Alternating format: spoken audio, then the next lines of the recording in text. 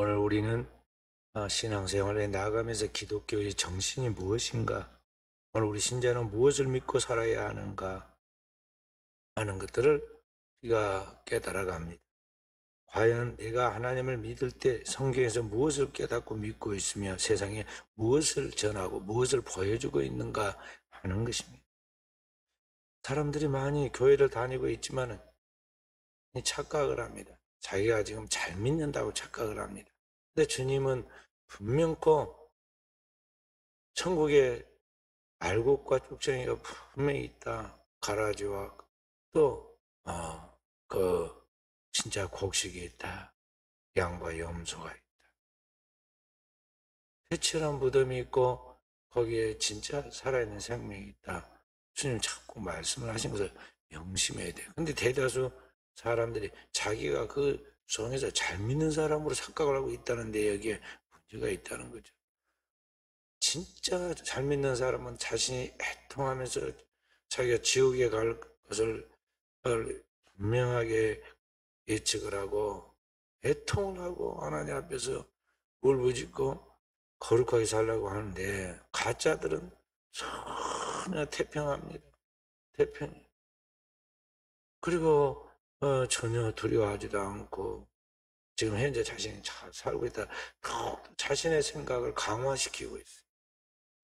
그리고 신앙생활에 나가면서 우리는 내가 지금 무엇을 믿고 어떻게 살아가고 있는가, 내가 믿는 것이 진짜 진리인가, 그리고 내가 믿는 믿음이란 진정한 믿음인가, 이런 걸 확실하게 재점검할 필요가 있다는 것이죠.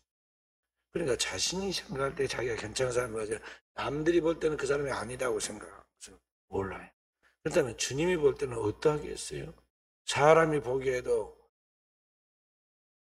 이게 완전히 다른데 주님이 불꽃 같은 눈으로, 영원의 눈으로 하나님의 그 관찰로 살필 때 어떠하겠느냐 하는 것이죠.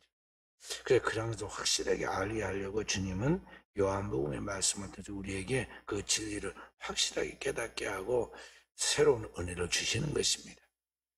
이 복음서는 원래 보통 구약 성경부터 시작해서 딱 하나 쓰면 두 번 그런 이야기를 안 씁니다. 그러니까 뭐 창세기 1, 2, 3, 4 그래가지고 또 1편 있고 다시 창세기 2편하고 그런 거 없잖아요. 딱 하나 쓰면 끝이야. 근데 이 복음서는 예수님에 대해서 이야기를 하는데 그분의 생애와 그분의 사상, 그분의 삶을 이야기하는데 네 번 이야기해요. 마태, 마가, 누가, 요한복음이야. 근데 마태, 마가, 누가복음은 거의 비슷한 시기에 기록이 됐다면 요한복음 그로부터 한 100년 뒤에 기록이 됐단 말이에요. 왜 그랬을까를 우리가 알아야 돼요. 그래 이 요한복음서를 통해서 주님께서 우리가 말씀하고 싶은 것이 있다는 것이죠. 복음의 진정한 진수가 뭔지, 복음의 핵심이 무엇인지, 그 복음을 통해 하나님 우리가 주시고 싶은 축복의 무언가를 지금 여기 말해주고 있는 것입니다. 예수 그리스도께서 이 땅에서 육신의 몸을 입고 사신 기간은 33년입니다. 그리고 그 중에서도 하나님의 구원의 역사를 이루기 위해서 하나님의 언약의 약속을 성취하는 그 기간은 3년밖에 안 됩니다. 그런데 그 공생의 기간에 3분의 1을 차지하는 그 3년 동안의 그 기간에 3분의 1을 차지하는 내용이 뭐냐면 십자가에서 예수 그리스도께서 돌아가기 직전에 일주일간의 이야기예요. 그러니까 오늘 본문이 말씀이 들어있는 요한복음 13장부터 시작해서 요한복음 마지막 21장까지 끝까지의 그 이야기가 9장인데요. 21장 중에 9장이 그 예수님께서 지금 하나님 앞에서 십자가를 지고 죽기 직전에 그 전날부터의 그 내용이라는 거죠. 얼마나 짧아요. 그 짧은 일주일도 못 되는 그 이야기를 지금 요한복음에서 거의 절반 가까이 그것을 이야기하고 있다는 거예요. 그러니까 이 복음서에서 지금 다시 한번 강조해가지고 확실하게 우리가 붙잡고 나가야 할 진리가 뭔가를 가르치려고 사도 요한이 요한복음을 기록했는데 거기 요한복음을 통해서 우리에게 알려주고 싶어하는 것은 그 복음이 무엇이냐에 대한 것에서 십자가와 부활을 이야기하고 있다는 것을 우리가 알아야 한다는 것입니다. 그래서 오늘 이 본문의 이야기 말씀은 예수님께서 십자가에 죽기 위하여 붙잡히기 바로 전날 밤 일어난 이야기. 예수님이 이때 역사상 가장 중요한 식사인 최후의 만찬을 갖게 됩니다. 최후의 만찬 그러면요, 우리가 잘 아는 대로 레오나르도 다빈치가 그린 그리스도의 최후의 만찬이라는 그림, 성화가 있어요. 그래서 그 성화가 참 의미가 있다고 그래가지고 사람들이 그 성화를 퍼즐도 만들고 그 그림을 가지고 뭐 다양한 것도 하고 그렇게 하잖아요. 근데 사실은 하나님 말씀을 깊이 묵상해 보면요, 그리스도의 최후의 만찬이 정말 그렇게 숭고하고 아름다운 장면은 아니었어요. 왜냐하면은 이 그리스도의 만찬의 의미를 생각하면은 굉장한 그런 하나님의 그 의미를 담고 있지만 현장에서의 그 모습은 아름다운 모습이 아니었다는 거죠. 특히 주님께서 최후의 만찬을 갖게 되는 그 초반의 분위기를 보면요, 유쾌하지 못했어요. 예수님께서 이 다락방, 2층 다락방에 최후의 만찬을 준비하라고 그래가지고 올라가니까 거기에는 대야와 수건이 하나 놓여 있습니다. 유대인들은 항상 어디에 출입을 할 때 거기에 식사를 하기 전에 반드시 그 손을 씻는 그러한 그들의 유대인의 그런 관습, 정결예법이 있어요. 더 나아가서는 들어간 때부터 시작해서 손발까지 다 깨끗이 씻습니다.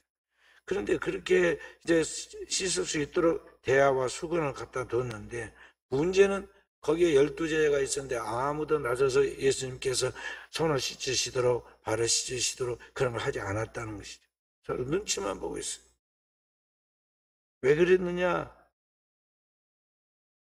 이 12제자가 길에 오다가 막 토닥거리고 자기들끼리 싸웠거든. 그 뭐냐면은 예수 그리스도를 통해서 장차 이 땅에 나타날 하나님의 영광이 있는데 그 영광 예수님의 좌편과 우편 누가 앉을 것인가? 천국에서 누가 큰 자인가? 하면서 그것 때문에 신경질을 벌이고 왔어요. 주님께서 인류를 위하여 십자가에서 죽으려고 지금 예루살렘에 올라오는 그 엄숙한 순간에 십자가에서 죽는 것이 모두가 사는 길이라는 그 희생의 진리를 알지 못한 제자들은 노중에서 계속 다투었고, 그리고 지금 여기 최후의 만찬 자리에 가서도 손 씻거나 발을 씻고 생각을 전혀 안 했다는 것이죠. 의도적으로 하는 것이죠. 도리어 자기들끼리 싸우다가 판결이 안 나니까 예수님께 물었잖아요. 천국에서 누가 큰 자입니까? 예수님이 가다가 길을 멈추고 놀고 있는 어린아이들을 불러가지고 앞에다 세워놓고는 천국은 이와 같으니 이 어린아이 같이 자기를 낮추는 자가 천국에서는 큰 자니라. 그렇게 주님께서 제자들에게 이야기를 해주시죠. 그래도 제자들이 알아듣지를 못합니다. 그래서 제가 우리 예수님이 진짜 참 목자이시고 그 참 목자인 주님을 생각하면 저희들이 주님의 뒤를 따라가면서 못할 게 없다고 생각한 거죠. 알게도 못 알아듣고 내용도 모르고 아무리 천국의 진리를 친히 주님이 말씀하시고 선포하셔도 그들은 그 말씀이 하늘에서 선포된 진리의 말씀인데 그들은 땅에서 여전히 땅에 있는 거 벌레처럼 잡고 있는 그들을 인내하고 사랑하고 돌보시는 예수님 보면 진정한 목자이시다 하는 것을 볼 수가 있어요. 그 제자들 중에 싸우다가 답이 안 나오니까 이제 어떤 제자는 자기 어머니를 동원해요. 야고보와 요한의 어머니죠. 예수님께 부탁했어요. 오늘 우리 엄마 청탁을 한 거예요. 내 아들을 예수님의 좌편에 하나는 우편에 앉게 해주십시오. 평상시 예수님이 사랑하고 늘 그렇게 잘해주시니까 자기 말이면 들을 줄 알았던 거죠. 그리고 부모 치고 자녀가 잘 되기를 다 바라지 못 되기를 바라는 부모가 어디 있겠어요. 그래서 그렇게 부탁을 합니다. 근데 주님이 어이가 없어가지고 뭐라고 말씀합니까? 너희가 나의 마시는 잔을 마실 수가 있겠느냐? 물어보시잖아요. 그러니까 뜻도 모르면서 대답은 잘해요. 내가 마실 수 있나이다. 예수님 말씀한 것이 그냥 뭐 포도주 한 잔, 또 물 한 잔 같이 생각 가볍게 한 거예요. 얼마나 주님의 진리와 지금 제자들의 생각이 차원이 달라요.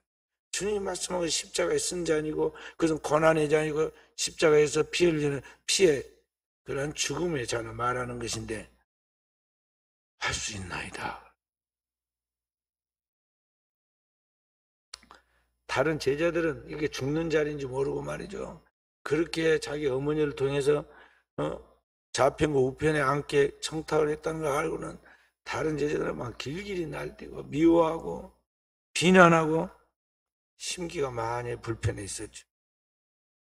그래서 최후의 만찬의 자리인지도 모르고 거기에 유월절 잔치를 하는 그 이층 다락에 올라갔을 때 반드시 유대인들이 항상 손을 씻고 상에 앉는 그 결례법을 알면서도 의도적으로 자기가 낫지 않다는 거죠.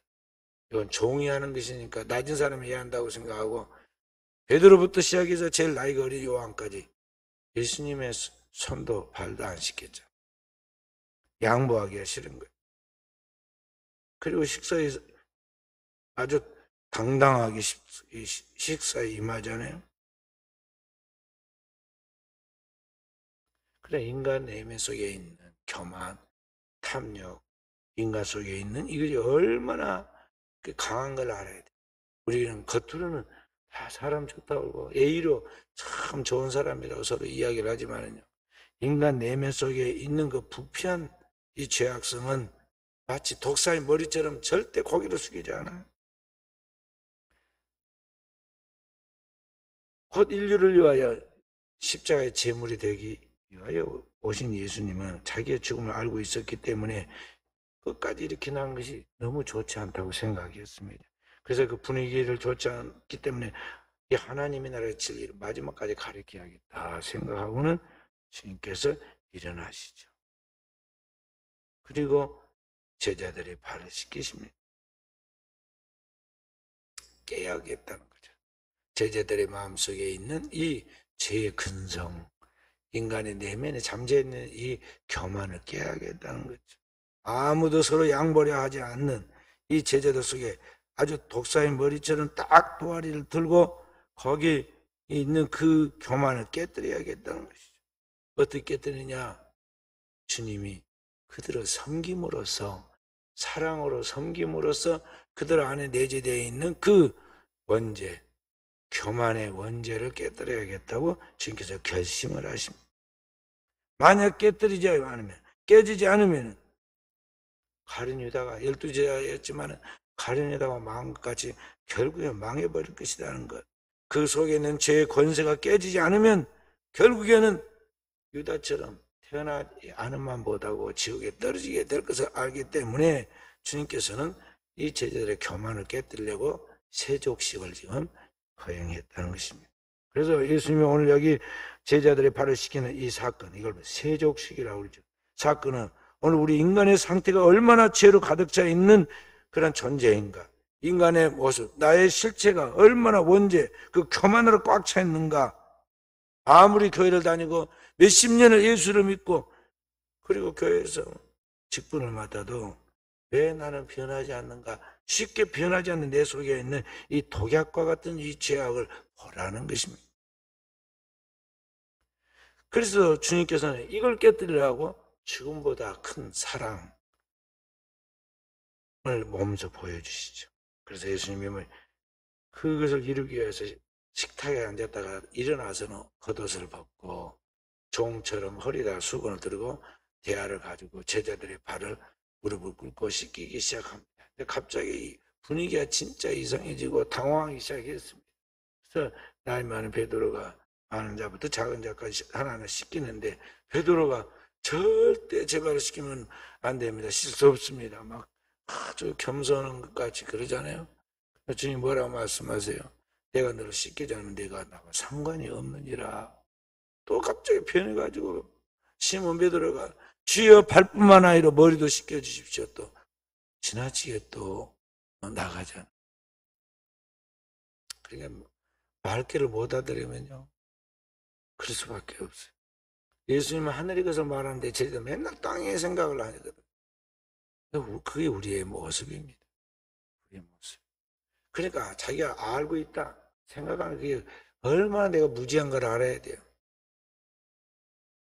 내가 지금 다 안다, 교회 다녀왔고 교회 다 안다 생각, 그게 엄청 모르는 거예요. 그래서 소크라테스가 내 자신을 알라 그 말은 내가 모르고 있다는 그 무지한 네 자신을 내가 알아라 그 말이에요.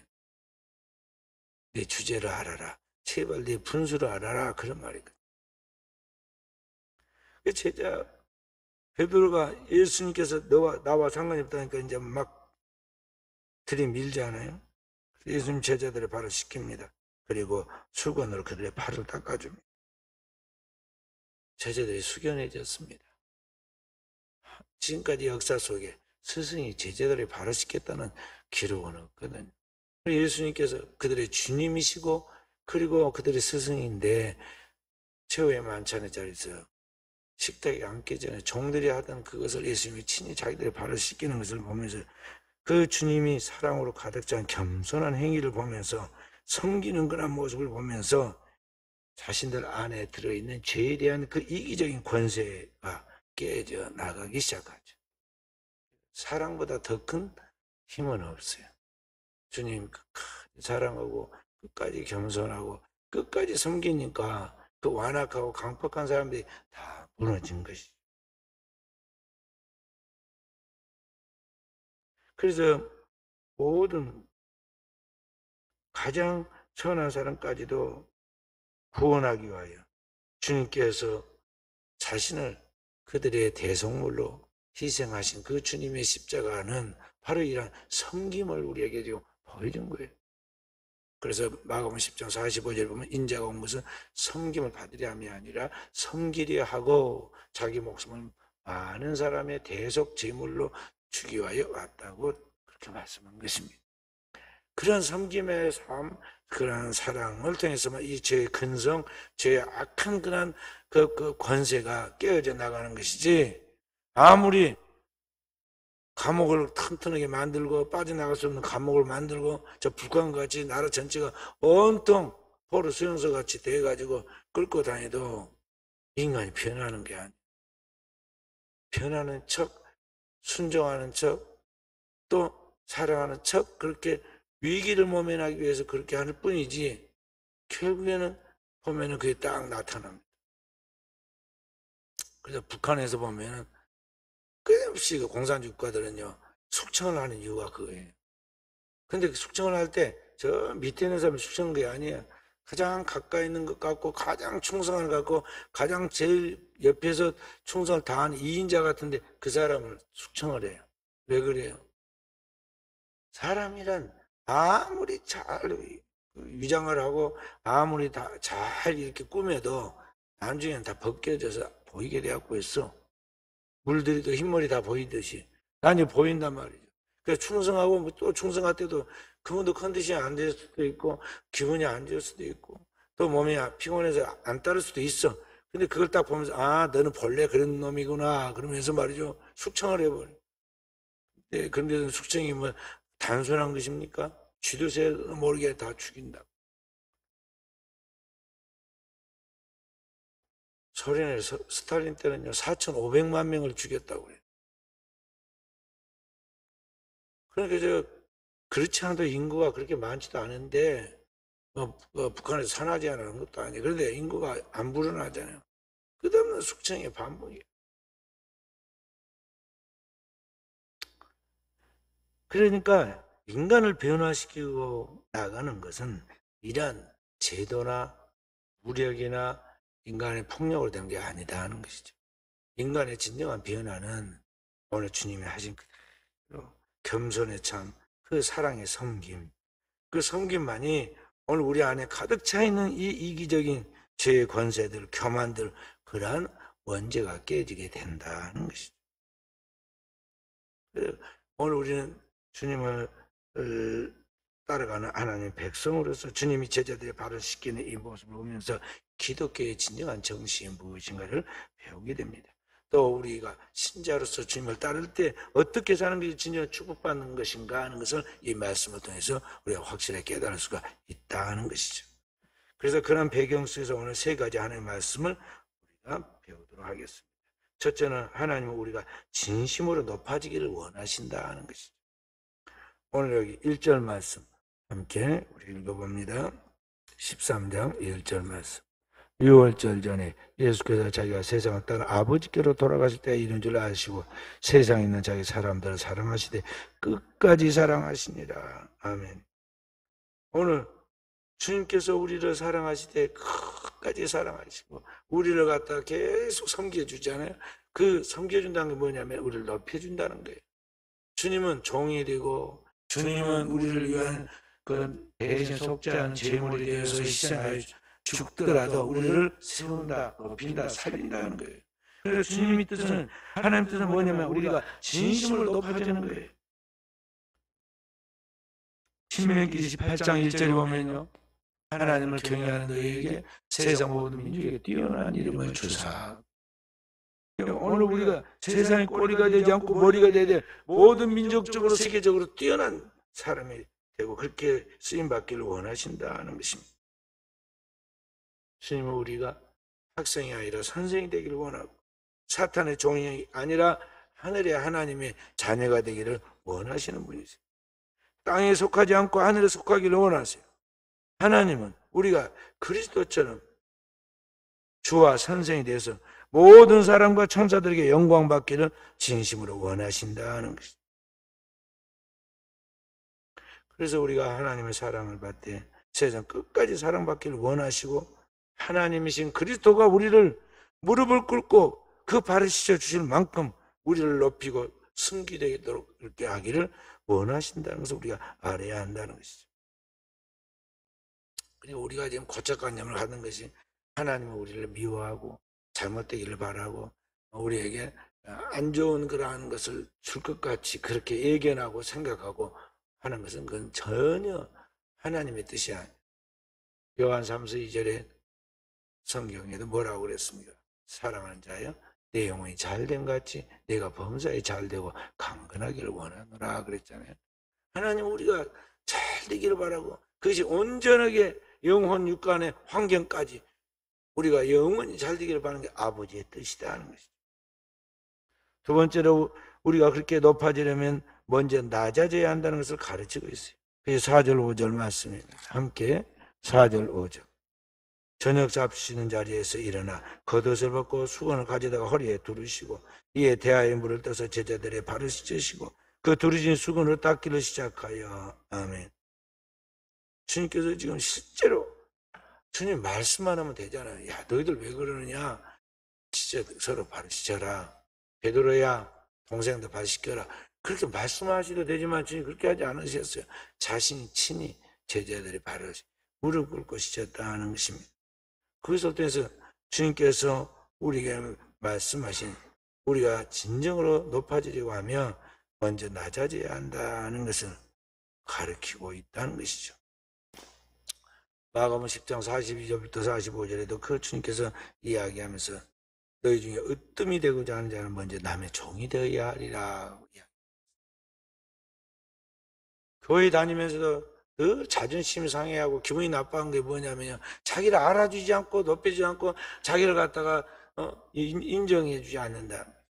그래서 기분이 나빠. 그렇지 않아요. 그래서 주님은 자신이 망가져도 무시당해도 상관없어요. 제자들이 잘 되도록 하기 위해서 그 실제로 실행을 하잖아요. 우리가 공을 높이 올리는 방법은 땅에다 내려쳐야 돼요. 그러니까 힘차게 내려치면 높은 곳으로 올라가요. 반작용. 이와 똑같은 것이 우주의 법칙이에요. 그러니까 오늘 우리가 하나님 앞에서 진정으로 쓰임받고 인정받고 높임 받으려면은 먼저 오늘 우리가 이 땅에서 그렇게 섬기는 자로서 살아야 한다는 것이죠. 중국 무협지 보면은 이제 무술을 배우러 간 수강생들이 자기 스승한테 이제 무술을 배울 때 처음부터 오면은 자 이제 밥 잘 먹었으면 이제 무술 배우러 가자 그렇게 하지 않습니다. 맨날 한 10년은 뭐예요? 물 떠오고 장작 패고 심부름을 합니다. 무술 하나 안 가르쳐주고 그런 거 다 끝나고 나면은 그 다음에 무술을 이제 통과가 되면 누가 제일 자세가 다 됐는가 봐가지고 이제 그 스승이 제자에게 무술을 전수해 주잖아요. 똑같아요. 공장에 들어가면 처음부터 인류 기술자 대우를 하고 이리 오너라 처음부터 다 너는 좋은 것만 배워가지고 처음부터 편하게 해줘 막 그런 거 없어요. 저 바닥에서 나무 밑에 들어가서 기름때를 묻히고 열심히 심부름하고 배우다가 하나씩 하나씩 눈으로 배우고 또 물어서 배우고 그렇게 하는 가운데 나중에 이제 진짜 숙련공이 됩니다. 똑같아요. 운동선수들도 마찬가지예요. 처음부터 오면은 막 어디서 공도 차고 잘했으니까 너 이리 와서 이거 포지션 여기 해라 그걸 안 해요. 저 벤치에 앉혀놓고 맨날 공만 주우라고 오라고 그러고 방망이나 들고 다니라고 그러고 심부름만 시킵니다. 그렇게 해요. 그렇게 하다가 나중에 이제 어떤 위치를 주죠. 하나님도 똑같다 그런 말이에요. 하나님. 그래서 야고보서 4장 6절에 10절에 보면은 그렇게 말씀하십니다. 그러나 더욱 큰 은혜를 주시나니 그러므로 일렀으되 하나님이 교만한 자를 물리치시고 겸손한 자에게 은혜를 주신다 하였느니라. 주 앞에서 낮추라. 그리하면 주께서 너희를 높이시리라. 높이시리라. 그래서 예수님께서 지금 오늘 우리에게 진정한 높아진 자가 되기 위해서 먼저 낮은 자가 되어라, 낮추는 자가 되어라 하는 걸 확실하게 마무리하기 위해서 주님이 그 십자가를 지기 전날 마지막 최후의 만찬 자리에서 딱 중단하고 이것을 제자들이 발을 시키면 이것을 가르친 것입니다. 사실 제자들이 발을 시킨 사람에는 베드로부터 시작해서 누구도 있었어요? 예수님을 1시간 후에 하룻밤 만에 가룟 유다도 거기에 있었어요. 지금 가룟 유다 생각을 다 잊고 있거든요. 그 일거수일투를 다 보고 있어요. 그런 배신자가 없죠. 작은 돈 몇 푼에 자기의 스승을 팔고 자기 인격을 팔고 자기의 영혼을 해야 하는 이 어리석은 자가 없어요. 근데 그 가룟 유다가 또 예수님이 발을 씻어줍니다. 그걸 긍휼히 여기고 그래 발을 씻겨줘요. 우리가 신앙생활에 나가면요. 가룟 유다 같은 사람이 꼭 있기 마련이에요. 예수님에게도 있는데 우리에게 없겠어요? 그런데 가룟 유다가 이 가룟 유다 없으면 좋겠다고 말이죠. 그러면 그 사람 나가면 없을 것 같죠. 또 다른 사람이 생겨요. 또 생겨. 그러니까 오늘 우리가 누가 없으면 내가 좋겠다 그렇게 생각하기보다는요. 내가 먼저 좋은 사람이 되고 가룟 유다까지도 발을 씻기는 예수님처럼 섬기는 자가 되어야겠다. 그런 마음을 가져야 돼요. 다시 말해서 원수까지도 사랑할 마음이 있을 때 그 사람은 어떠한 것도 감당할 수 있는 사람이 된다는 것이죠. 그래서 예수님이 그날 밤에 발을 씻길 때 저 미운 가룟 유다는 내 보기 싫고 해봐야 필요도 없고 아무 효과도 없으니까 그냥 쫓아버려야겠다 그렇게 하지 않고 가룟 유다의 발도 깨끗이 씻겨서 그 발을 수건을 닦아가지고 딱 앉혀놓고 떡을 주잖아요. 원수를 내 몸처럼 사랑하라 하신 주의 말씀에 대한 그 현재 실제인 것이죠. 그러니까 이 제자들이 지금 계속해서 예루살렘에 올라가서 예수님이 왕으로 등극하실 때 거기에서 그 영광의 12보좌가 있는데 그 중에 누가 좌편에 우편에 앉을 것인가에 대하여 신경전이 벌어지고 그 상태가 좋지 않았을 때 그런 모든 이 제약들이 득실거리고 그 속에서 서로 보이지 않는 그 막 싸움이 벌어지고 그럴 때 지금 이런 것들을 모두 평정시키고 자유롭게 다스릴 수 있었던 건 뭐냐면 오직 그 사랑이었다는 것. 하나님의 그 지극한 사랑, 섬김으로써 그들을 사랑하는 그 사랑이었다는 것을 여기에 보여주고 있는 것이죠. 그래서 우리 그리스도인은요, 어떤 곳에서든지 사랑의 주도권을 쥐고 나가야 돼요. 그냥 입술로만이 그 말하는 게 아니라 삶을 통해서 예수님이 제대로 발을 씻기신 것 같이 자기를 해야 하는 원수까지도 사랑하는 그 사랑의 그러한 주도권을 가지고 나갈 때 모든 분위기는 바꿔진다는 것이죠. 할렐루야. 근데 우리는 그렇게 하기보다는 변명이 많고 남을 지적하는 그러한 책임의 전가가 있고 또 이 인간 속에서 자기를 조금 섭섭하게 하거나 싫어하는 사람에 대한 미움이 있어가지고 절대 그 사람과 같이 상종을 안 하고 싶어하고 피하고 그러잖아요. 그런데 주님은 우리에게 어떤 사람도 다 수용해가지고 사랑하도록 사랑하되 적극적으로 사랑으로 섬기도록 그래서 그 모든 것이 영육 간에 그 모든 분위기가 깨지도록 그렇게 만들고 있다는 것을 볼 수가 있어요. 그래서 우리가 그걸 본받아야 한다는 것입니다. 다른 누가 하기를 전에 내가 하라. 내가 하라는 것이죠. 그것이 진정으로 주님을 따르는 길이고 주님 앞에 높아지는 길이다 하는 것입니다. 어떤 분들은 교회 와가지고 그럽니다. 이 교회는 왜 이렇게 사랑이 없어? 또 나가면서도 그럽니다. 자기가 사고 치고 나가면서도 교회가 사랑이 없어서 자기는 뭐 간다고 그럽니다. 자기를 막 왕처럼 매일 24시간 받들어주고 잘해도 잘못해도 잘했다고 그래야 하고 애기들이 그러잖아요. 자기도 막 관심을 가지고 자기만 예뻐해 주기를 바라듯이 그러기를 바라고 지금 생각을 갖고 있는 거죠. 누가 바쁜 교회 안에 와서도 전부 다 각각 맡은 일들이 있어 충성하고 있는데 그 사람만 애기 막 이렇게 보듬고 얼레듯이 그런 사람이 누가 있겠어요. 이단이나 그래.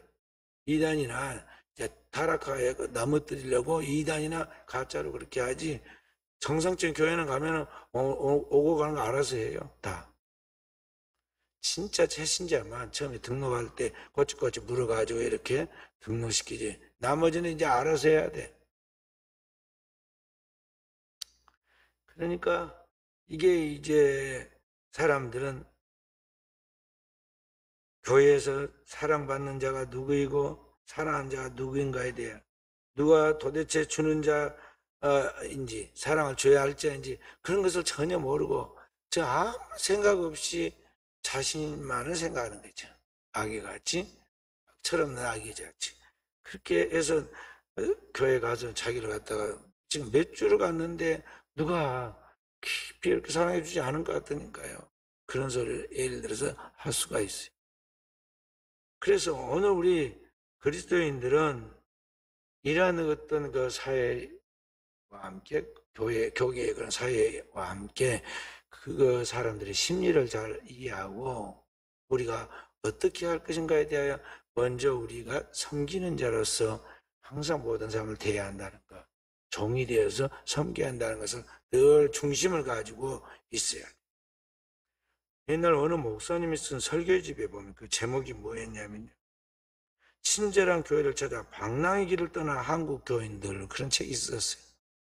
한국 교회 이제 떠나기 그 첫세 교인들 이야기를 좀 이야기하는 것인데 이 보따리를 싸들고 이 교회 저 교회를 기웃거리면서 나를 알아주는 교회가 어딘가 나를 크게 높여주고 인정해주고 나에게 뭔 이익을 교회가 어느 교회인가를 늘 찾아서 다니는 사람이 있어요.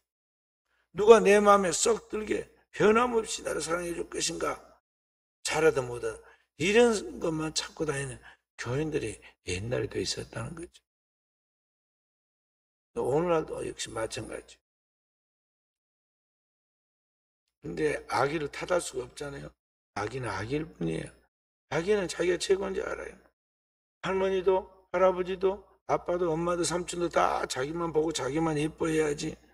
다른 데 조금만 관심을 갖고 있으면 지 장난감 가지고 놀면서도 같이 여기서 같이 놀아줘야지 안 놀면 당장 막 쳐다봐라고 부릅니다. 아기니까 그래. 근데 그 아기를 탓할 수는 없잖아요. 이 아이를 빨리 키워야 돼. 그러려면 아이를 사랑해 줘야죠. 관심을 갖고 사랑으로 관심 있고 돌봐줘야 돼. 그래서 오늘 우리 그리스도인들은 성숙한 그리스도인들은 그런 아기 같은 성도들을 어떻게든지 돌봐가지고 성숙시켜야 하니까 어떻게 하느냐? 먼저 사랑해 줘야 돼. 어떻게 철이 없냐고 그럴 수가 없어요. 왜냐하면 아기니까 그 말귀도 못 알아들어요. 그 사랑 외에 다른 방법이 없어. 사랑해 주는 거예요. 내가 먼저 본을 보이고 예수님처럼 원수까지도 사랑하고 나아가면 사랑의 주인공이 되면 이제 거기에서 신앙의 성숙이 일어나게 된다는 것이죠. 예수님 한 분이 그날 그 신경전을 벌이고 있는 12제자가 신경전을 벌이고 그 손도 씻지 않고 음식을 막 집어먹고 있는 그 자리에 예수님이 딱 대하에 물을 떠다가 허리에 수건을 들이고 제자들 발을 다 씻기면서 말씀하시잖아요. 다 씻기고 나서 내가 주와 선생인데 너희 발을 씻겼으니 너희도 서로 발을 씻기는 것이 옳으느니라. 그리고 복음이 바로 그런 것이잖아요. 하나님의 복음이라는 거예요. 하나님은 우리를 위해 자신은 그 아들 독생자를 우리를 위해 내어주시고 우리를 위해 희생함으로 그 주님이 우리를 사랑해주고 우리를 사랑으로 구원해 준 것 같이 복음이란 바로 그렇게 섬기는 삶을 살아가는 것이다.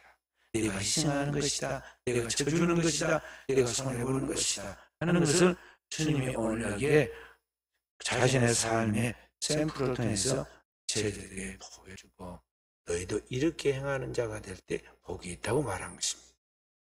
그래서 오늘 15절부터 10절의 주님의 마지막 결론의 말씀이 무엇이냐면 이렇게 하나님의 말씀을 알고 순종하여 섬기는 자에게 복이 임한다는 것입니다.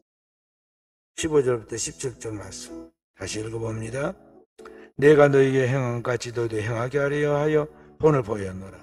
내가 진실로 너희에게 이르노니 종이 주인보다 크지 못하고 본을 받은 자가 보낸 자 크지 못하느니 너희가 이것을 알고 행하면 복이 있으리라. 아멘.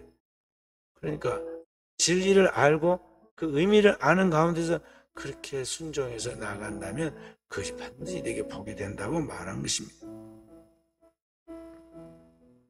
빌립보서 2장 5절부터 11절에 보면은 너희 안에 이 마음을 품으라고 그리스도 예수의 마음이니 그런 근본의 하나님 본체시나 자기의 영광을 취할 것을 여기지 아니하시고 자기를 비해 종의 형체로까지 낮추시고 십자가에 죽기까지 하였다. 그 결과 예수님이 높임을 받는 하늘에 있는 자들과 땅에 있는 자들과 땅 아래 있는 자들 다 예수 그리스도 앞에 무릎을 꿇고 그를 주라 시인하며 영광을 돌린다고 가르쳐주고 있어요. 그러니까 오늘 우리가 주님처럼 그렇게 섬김의 삶을 살아가고 나가면 그게 손해가 아니라 반드시 자기에게 축복이 되어서 돌아온다는 것이죠. 그래서 주님과 함께 영광 받기 위해서 오늘 우리는 이 땅에서 주님과 함께 십자가를 지고 섬기는 자의 삶을 살아가도록 해야겠습니다.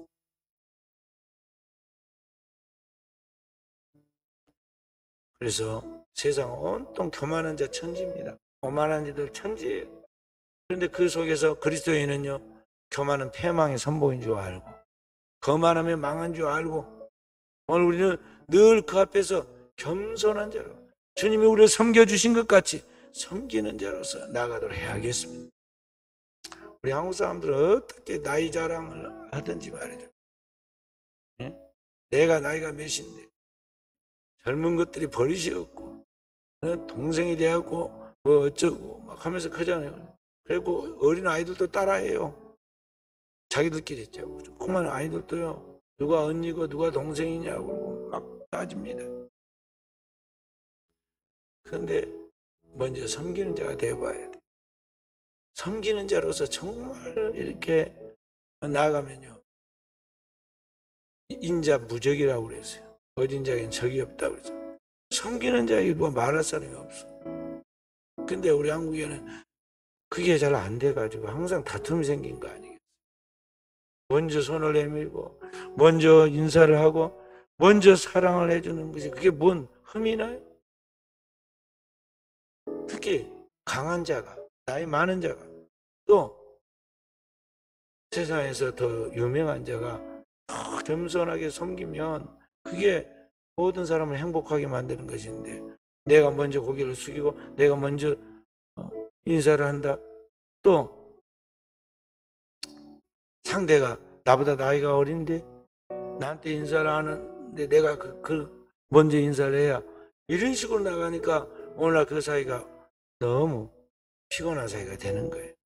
그리스도인은 주님의 하신 대로 그대로 따라야 해요. 주님이 제자들에게 무릎을 꿇고 발을 씻겼다. 그리고 그렇게 하라고 명령하시잖아요. 그래야 네가 복이 된다. 네가 으뜸이 된다. 네가 잘 되는 게 아버지의 소원이다. 우리에게 지금 가르쳐주고 있어. 오늘날 사람들이 진정으로 하늘의 신령을 먹고 복을 받고 하늘의 평안과 안식과 영원한 축복을 받지 못하였기 때문에 살아도 평안하지 못해. 그리고 불안한 것입니다. 서로 높아지고 자존심을 지키려고 그렇게 발버둥을 치니까 서로 잘난 체 하다가 결국에는 더 상처만 받고 말아요. 그래서 오늘 우리 그리스도인들은요, 진정으로 축복받는 길이 섬기는 길이라는가, 종이 되는 것이라는가. 첫째는 하나님 아버지 앞에 그 말씀에 경청하고 순종하고 나아가야 하고, 땅에서는 인간의 삶 속에서 누구에게든지 우리가 섬기는 자로서 나의 삶을 살아가는 것이 그 진정으로 버림받지 않고 축복받는 길인 걸 알고 그 길을 따라가는, 그게 몸에 배어있는 우리 사랑하는 종들이 되야겠습니다. 요한복음 12장에서는 주님은 하늘의 미랄처럼 희생하는 것이 인자의 영광을 얻는 길이라고 가르쳐 주었습니다. 13장에서는 최후의 만찬을 통해서 그리고 세족식의 이 예식을 통해서 주님께서는 이 제자들에게 진정한 섬김이 복받는 길이라는 걸 가르쳐 줍니다. 그리고 요한복음 17장에 가서는 인류를 위한 대제사장으로서 자기를 하나님 앞에 바치는 그런 희생을 할 때 먼저 대제사장으로서 하나님 앞에 기도하는 이야기가 나옵니다. 그리고 18장 요한복음 19장에 가면은 약속하신 대로 예수님께서 자기의 몸을 세상 죄를 위한 그런 대속물로 하나님의 어린 양으로 희생하여 인류를 구원하여 나갑니다. 이러한 것이 바로 예수님의 섬김이에요. 주님의 섬김의 삶입니다. 오늘 우리가 그 본을 따라야겠습니다.